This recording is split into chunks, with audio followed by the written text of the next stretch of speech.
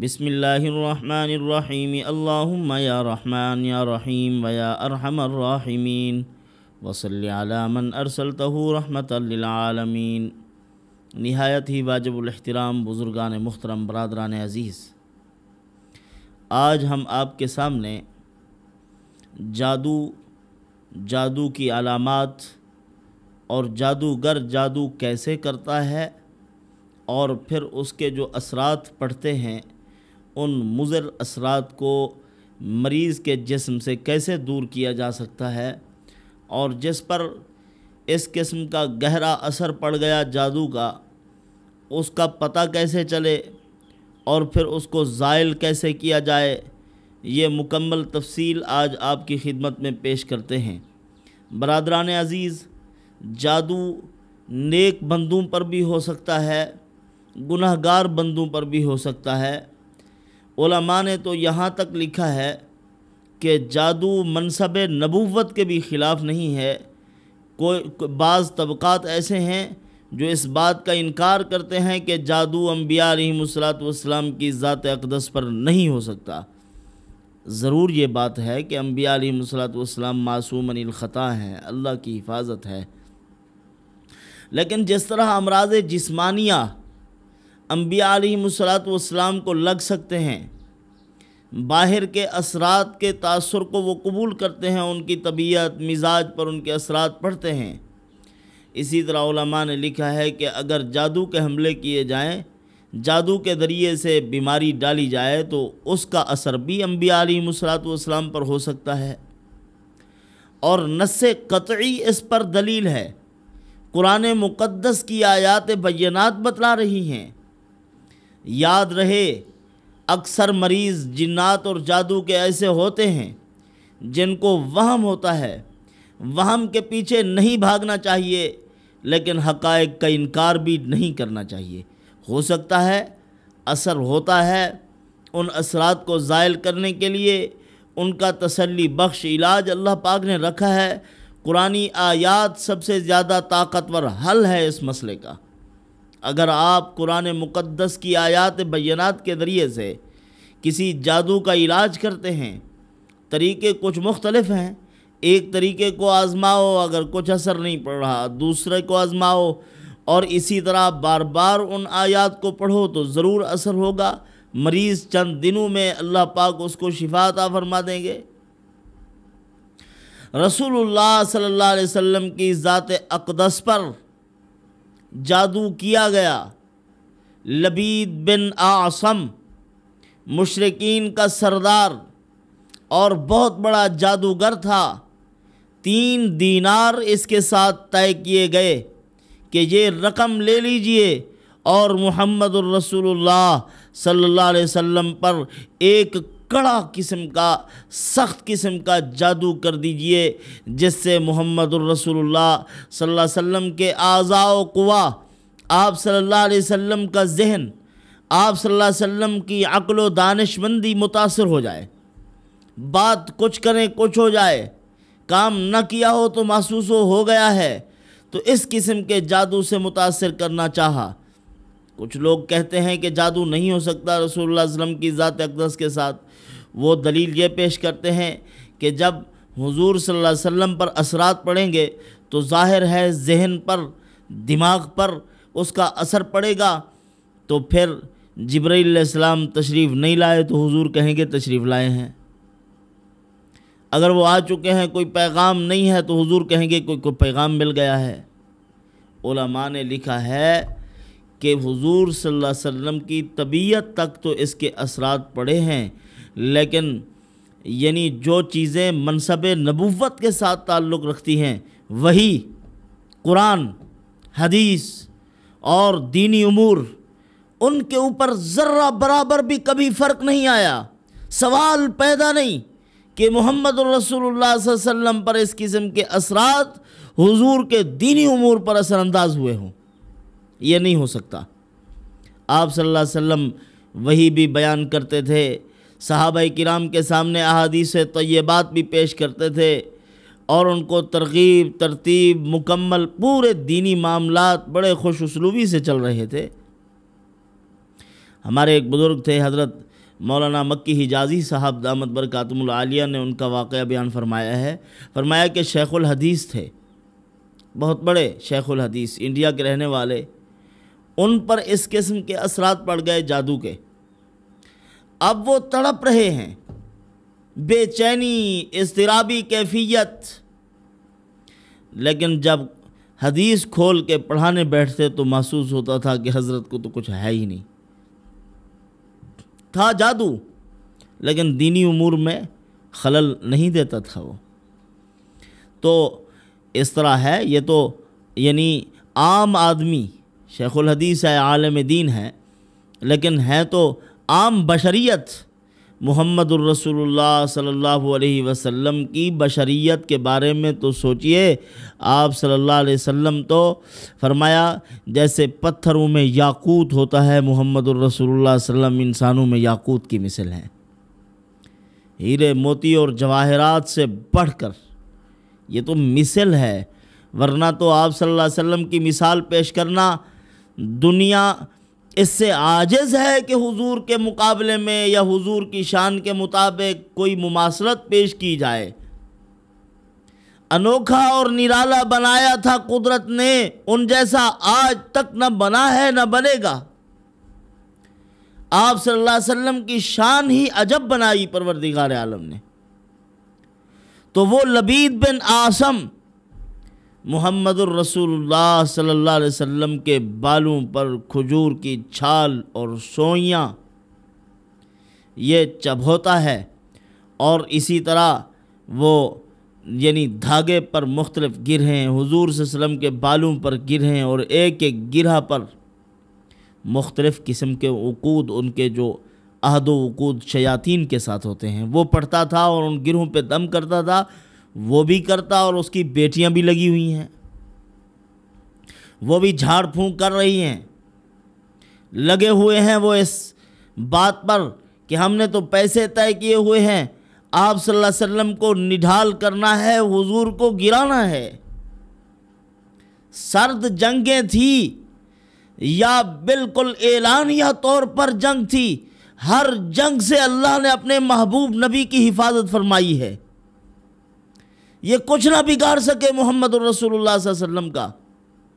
غزوہ تبوک کے موقع پر منافقین نے مختلف سازشیں کی. پہلے تو گھر میں بیٹھ کے کہتے رہے بابا بڑا سفر ہے، گرمی ہے، بہت مشکل ہوگی، ہم نہیں جا سکتے. اور لوگوں کو بھی خراب کرتے تھے. جو مخلص تھے ان کو کہتے تھے وہ یار نہ ونجو نہ جاؤ، یہ ہماری سریکی کا لفظ ہے. تو نہیں جانا چاہیے آپ کو، آپ نہ جائیں وہاں جنگ کے لیے. ایک دور دراز کا سفر اور وسائل کی قلت ہے، پیسے ہیں نہیں، تلواریں کم ہیں، ایسے جاؤ گے مر مرا کے پھر واپس آ جاؤ گے، نقصان کرو گے اپنے. جب حضور صلی اللہ علیہ وسلم کا عزم مصمم دیکھا، حضور صلی اللہ علیہ وسلم کے فیصلے دیکھے کہ وہ کسی قیمت پیچھے ہٹنے کو تیار نہیں، اور عام اعلان ہے مال بھی پیش کرو اور چلو بھی ساتھ. تو پھر انہوں نے کیا کیا، کہا کہ جب یہاں سے چلیں گے غزوہ تبوک کی طرف تو یہ جو درمیان میں دشوار گزار گھاٹیاں آتی ہیں، اور ان گھاٹیوں میں بہت اندھیرا ہوتا ہے، پہاڑوں کے درمیان سے گزرتے ہوئے. جیسے ہم اپنے مختلف علاقوں میں مثلا بلوچستان کوئٹے کی طرف آپ سفر کریں تو درمیان میں سرنگیں ہیں اور ان میں اندھیرا ہوتا ہے. اگر لمبی سرنگ ہو تو اندھیرا ہی اندھیرا، تو اس میں بتیوں کا کام کیا جاتا ہے، لائٹیں وغیرہ جلائی جاتی ہیں. تو انہوں نے یہ فیصلہ کیا کہ جب وہاں دشوار گزار گھاٹیوں سے چلیں گے، وہاں محمد الرسول اللہ صلی اللہ علیہ وسلم کا کام تمام کر دینا ہے، قتل کرنا ہے حضور کو معاذ اللہ. یہ فیصلہ کر کے یہ روانہ ہوئے. اللہ نے ان کا بھانڈا پھوٹ دیا، راز فاش کر دیا، محمد الرسول اللہ صلی اللہ علیہ وسلم کو بتلا دیا کہ یہ فیصلہ کر کے آ رہے ہیں. ان کی ساری سازشوں کو اور مکمل بنائی گئی اسکیموں کو اللہ نے فیل کر دیا. اپنے نبی محمد الرسول اللہ صلی اللہ علیہ وسلم کی اللہ نے حفاظت فرمائی اور فیصلہ سنایا. اللہ پاک نے یہ چاہتے ہیں لیطفئوا نور اللہ بافواہہم، اللہ کے نور کو یہ بجھا دیں گے اپنے پھونکوں سے. یہ قطعاً بجھنے والا نہیں ہے۔ وَيَأْبَى اللَّهُ إِلَّا أَن يُتِمَّ نُورَهُ وَلَوْ كَرِهَ الْكَافِرُونَ، اللہ نے اس بات کا انکار کر دیا ہے، وہ روشن کرے گا، منور کرے گا اس روشن چراغ سے پورے عالم کو محمد الرسول اللہ صلی اللہ علیہ وسلم کے نور، ایسا نور جو تاباں ہے، پوری دنیا کو اپنے نور سے منور کرنے والے نبی ہیں۔ فرمایا میں کر کے رہوں گا، وَلَوْ كَرِهَ الْكَافِرُونَ، تم ناپسند کرتے رہو، اپنے منہ کے زاویے بناتے رہو، اپنی انگلیوں کو کاٹ کھاتے رہو، جو کچھ تم سے ہوتا ہے تم کرتے رہو، یہ تم کچھ نہیں بگاڑ سکتے میرے نبی محمد الرسول اللہ صلی اللہ علیہ وسلم کا۔ قُلْ مُوتُوا بِغَيْظِكُمْ، مر جاؤ تم غیظ و غضب اور حسد کی اس آگ میں، جل جاؤ تم، میرے نبی کا کچھ نہیں بگاڑ سکتے۔ اللہ نے حفاظت فرمائی، جادو تک کیا انہوں نے، کیا کچھ نہیں کیا محمد الرسول اللہ صلی اللہ علیہ وسلم کے خلاف۔ تو بہرحال آپ صلی اللہ علیہ وسلم کو اتنی سا وہم ہونے لگا تھا کہ آپ صلی اللہ علیہ وسلم سوچتے تھے کہ یہ کام میں نے کر لیا ہے، حالانکہ نہیں کیا ہوتا تھا، بس باقی زندگی کے معاملات میں کچھ اثر انداز نہیں ہوا۔ پھر یاد دلانے پہ یاد آ جاتا، تو اس معاملے میں حضور پریشان ہوتے تھے، بہت زیادہ پریشانی، الجھن۔ اما عائشہ صدیقہ رضی اللہ تعالیٰ عنہ فرماتی ہیں حضور بہت پریشان رہتے تھے۔ انہی ایام میں آپ صلی اللہ علیہ وسلم سوئے، رات کو خواب میں اپنے محبوب صلی اللہ علیہ وسلم کی اللہ پاک نے اس پریشانی کو دور کرنے کے لیے اپنے فرشتوں کو بھیجا۔ ایک سرہانے بیٹھ گئے اور ایک پاؤں کی جانب، ایک دوسرے سے سوال کر رہے ہیں ان کو کیا ہے۔ آپ صلی اللہ علیہ وسلم بھی یہی دل میں تفتیش جاری رہتی تھی کہ پتہ چلے کہ مجھے کیا ہے اور کس نے کیا ہے اور کیا مقاصد ہیں ان کے، یہ سب پتہ چل جائے، اور کس چیز پر ہے، کہاں پڑا ہوا ہے۔ تو ان سوالوں کے جواب فرشتوں نے دے دیے، کیونکہ حضور صلی اللہ علیہ وسلم کے دل میں جو خیالات آتے تھے، حضور کے دل کا ڈائریکٹ تعلق اللہ کی ذات عالی کے ساتھ۔ ہر ایک آدمی کے خیالات اللہ کے سامنے ہیں، کوئی چھپ نہیں سکتا، لیکن تعلق کی کمزوری ہوتی ہے کسی کا تعلق مضبوط، اور رسول اللہ صلی اللہ علیہ وسلم کا تعلق کس قدر مضبوط کہ میرے نبی کو پریشانی ہو رہی، اس کو فوراً دور کیا جائے۔ فرشتوں کو بھیجا، سوال اور جواب کے انداز میں پوچھا گیا ان کو کیا ہے۔ دوسرے فرشتے نے کہا حضور پہ جادو کے اثرات ہیں۔ کس نے کیا؟ لبید بن عاصم نے۔ کس چیز پہ کیا ہوا ہے؟ حضور کے بال ہیں، کھجور کی چھال ہے۔ اچھا کہاں پڑا ہوا ہے؟ وہ زروان کے کنویں میں۔ ساری چیزیں بتلائیں گئی۔ پھر اللہ تعالیٰ نے یہ آخری صورتیں نازل فرمائی، یہی مبارک صورتیں جب حضرت غالباً عبداللہ ابن سلام یا طفیل ابن عمر دوسی رضی اللہ تعالیٰ عنہ حضور صلی اللہ علیہ وسلم کی خدمت میں حاضر ہوئے، یا رسول اللہ مجھے قرآن سنا دیجئے۔ آپ صلی اللہ علیہ وسلم نے یہی 2 صورتیں تلاوت کر کے سنائی تھی۔ قُلْ أَعُوذُ بِرَبِّ الْفَلَقِ مِن شَرِّ مَا خَلَقَ وَمِن شَرِّ غَاسِقٍ إِذَا وَقَبَ وَمِن شَرِّ النَّفَّاثَاتِ فِي الْعُقَدِ وَمِن شَرِّ حَاسِدٍ إِذَا حَسَدَ۔ یہ اور قُلْ اعوذ برب الناس پڑھ کے حضور صلی اللہ علیہ وسلم نے سنائی، وہی مسلمان ہو گئے کہ یا رسول اللہ آپ کا جو یہ سنا رہے ہیں، پڑھ رہے ہیں، یہ تو کمال ہے۔ تو بہرحال جب آپ کو معلوم ہو جائے کہ اس آدمی پر جادو کے اثرات ہیں، معلوم ہو جانے کے بعد آپ ان کا علاج شروع کیجئے۔ مرد ہے، عورت، الگ الگ علاج کے طریقے۔ عورت کے لیے سب سے ضروری ہے، اہم ترین چیز کہ اس کے پردے کے اعضاء جو ہیں وہ ڈھکے ہوئے ہوں۔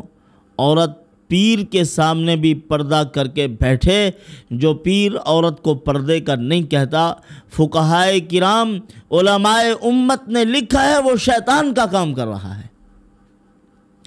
اسی لیے پردے کا کہا جائے کہ پہلے پردہ، اپنے پردے کے یہ جو شرعی پردے کے اعضاء ہیں ان کو خوب ڈھانپ لیجئے۔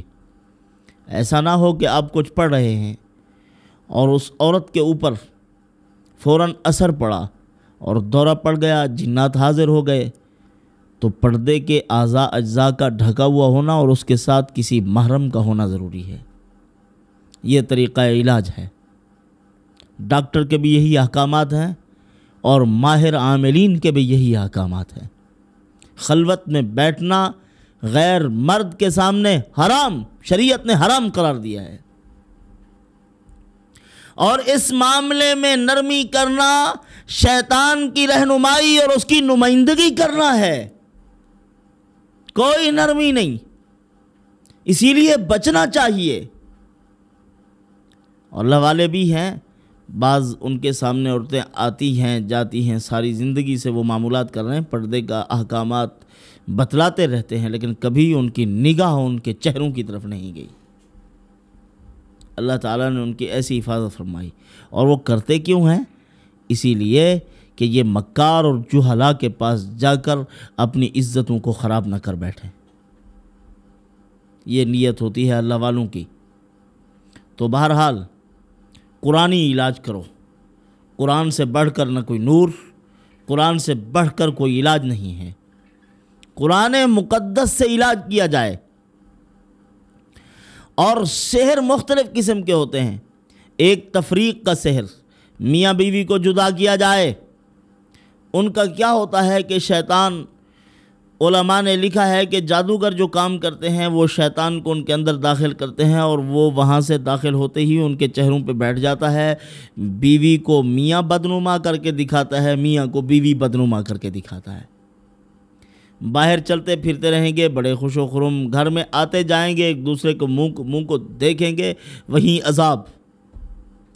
دونوں خوبصورت ہیں لیکن ایک دوسرے کے چہرے کو دیکھنا گوارا نہیں کر رہے۔ یہ تفریق کا جادو ہے، یہ جدا کرنے کی شیطانی سازش ہے۔ خاندانوں میں تفریق پیدا کرنی اور ان میں قطع رحمی کرنے کی ایک بھرپور کوشش کی جا رہی ہے، اور شیطان خناس کی طرف سے شیطان بیٹھ گیا اور اس نے جا کے یہ جادوگر جو معاہدے کرتے ہیں جنات اور شیاطین کے ساتھ بیٹھیں گے اور کچھ چیزیں پڑھیں گے گندی بدبودار چیزوں کے اوپر، اللہ معاف فرمائے۔ جتنی بڑا غلیظ اور پلید ہوگا اتنی ہی بڑا یہ جادوگر ہوگا۔ یہ ناپاک کام کریں گے، اللہ کی توہین، کلام الہی کی توہین، شیطانوں کو خوش کریں گے، اور شیطان پھر اپنے کسی کڑچے کی تشکیل کرتا ہے کہ اس کی مدد کرو، یہ ہمارا اپنا آدمی ہے، وہ اس کے ساتھ ہو جاتا ہے۔ اب وہ اس کے تعاون کے لیے چلتا پھرتا رہتا ہے، کبھی وہ اس کو دو خاندانوں میں جدائی پیدا کرنے کے لیے، کبھی کسی کی ناجائز محبت میں کسی کو مبتلا کرنے کے لیے، کبھی کیا، سارا دن وہ یہی کام لگاتے رہتے ہیں۔ تو تفریق کا جادو بہت خطرناک ہوتا ہے۔ باہر ہے تو پرسکون، گھر میں داخل ہوا تنگی محسوس ہو رہی ہے، گھٹن محسوس ہو رہی ہے، کوئی گھر کا فرد اچھا نہیں لگ رہا، بیوی کے ساتھ غصہ، بچوں کے ساتھ غصہ، یہ کیا ہے کہ مصیبت آئی گھر میں۔ تو یہ تفریق کا جادو ہے۔ اور اسی طرح اور بھی دیگر قسم کے جادو ہوتے ہیں۔ جادو کہ مریض آدمی کو اپنے سامنے بٹھایا جائے اور یہ آیات میں آپ کو بتلا رہا ہوں، پھر یہ آیات بینات اس کے سامنے پڑھی جائیں۔ سورۃ فاتحہ، سورۃ بقرہ کی ابتدائی 5 آیات، سورۃ بقرہ آیت نمبر 102، یہ بار بار پڑھیں، اور اسی طرح سورۃ بقرہ کی آیت نمبر 163 تا 64، یہ پھر آیت الکرسی، پھر سورۃ بقرہ کی آخری 2 آیات یہ پڑھیں۔ سورۃ بقرہ یہ بہت بڑا اثر رکھتی ہے، سورۃ صافات اور سورۃ بقرہ اور آیت الکرسی بار بار یہ ریکارڈنگ کر کے ایسے مریض کو سنائی جائے تاکہ یہ اثرات زائل ہو جائیں۔ اسی طرح آل عمران کی آیت نمبر 18 سے لے کر 19 تک یہ، اور سورۃ الاعراف آیت نمبر 54 سے لے کر 56 تک یہ پڑھنی ہے۔ پھر سورۃ الاعراف کی آیات 117 سے 122 تک، ان آیات کو بھی بار بار پڑھنا چاہیے، خاص طور پر یہ آیت وَأُلْقِيَ السَّحَرَةُ سَاجِدِينَ قَالُوا آمَنَّا بِرَبِّ الْعَالَمِينَ، یہ آیت پڑھیں۔